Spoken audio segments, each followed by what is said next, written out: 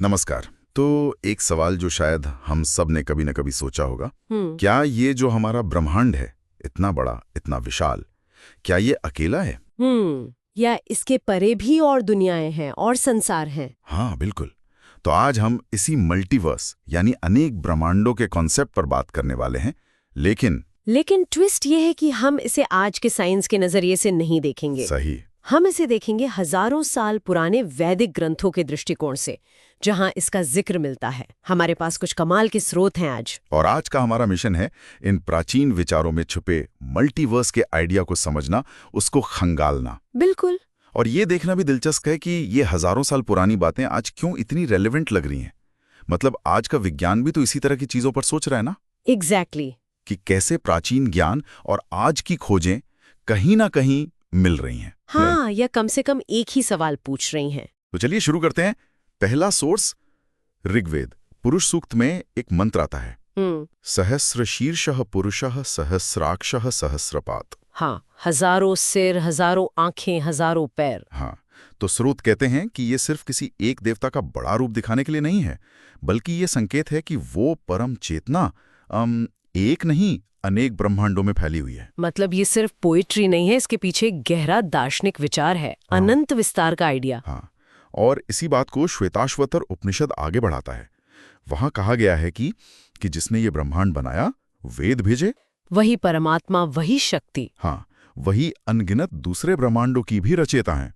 तो एक ही सोर्स पर रचनाएं अनेक। बिल्कुल, एक ही स्रोत से कई सारी क्रिएशंस निकल रही हैं। हाँ, और फिर आता है भागवत पुराण। ये तो मुझे सबसे सीधा लगा। हाँ, इसमें तो ब्रह्मा जी खुद कह रहे हैं, ऐसा वर्णन है हाँ, क्या कह रहे हैं? कि इस सृष्टि में एक साथ असंख्य ब्रह्मा, असंख्य ब्रह्मांड और उनमें अनगिनत जीव मौजूद हैं। ये तो मतलब डिक्लेरेशन जैसा है। हाँ, ये तो बिल्कुल साफ साफ कह दिया। तो इन सब स्रोतों से वैदिक मल्टीवर्स की एक कह सकते हैं एक तस्वीर बनती है। कैसी तस्वीर? कि ये सिर्फ बहुत सारे यूनिवर्स की बात नहीं है, इसमें एक सिस्टम है, एक व्यवस्था है। जैसे कहा गया है कि हर ब्रह्मांड का अपना एक ब्रह्मा होता है। अच्छा, मतलब हर यूनिवर्स का अपना क्रिएटर या मैनेजर टाइप। हाँ, कह सकते हैं, जो उस खास ब्रह्मांड की सृष्टि और उसको चलाने का काम देखता है। तो सोचिए, एक नहीं अनगिनत ब्रह्मा, हर कोई अपने अपने यूनिवर्स का कर्ता। कमाल है। और हर यूनिवर्स के अंदर का स्ट्रक्चर, वो 14 लोकों वाली बात भी है ना, वो भी बड़ी इंटरेस्टिंग है। हाँ बिल्कुल, हर ब्रह्मांड का एक स्टैंडर्ड स्ट्रक्चर बताया गया है। 14 लोक, 7 ऊपर वाले। भू, भुआ, स्व। हाँ, भू यानी पृथ्वी, भुवा यानी अंतरिक्ष, स्व यानी स्वर्ग, और फिर ऊपर महा, जना, तपा और सत्यम। ये हुए ऊर्ध्वलोक। ओके, और 7 नीचे? हाँ, 7 अधोलोक, अतल, वितल, सुतल, तलातल, रसातल, महातल और पाताल। बाप रे, मतलब हर यूनिवर्स में ये पूरी कॉम्प्लेक्स संरचना है। बिल्कुल, और ऐसे अनगिनत ब्रह्मांड हैं। यही है वैदिक मल्टीवर्स का पूरा फंडा, इन्फिनिट यूनिवर्स, हर एक अपनी व्यवस्था और अपने ब्रह्मा के साथ। इसका स्केल ही दिमाग घुमा देता है। सच में।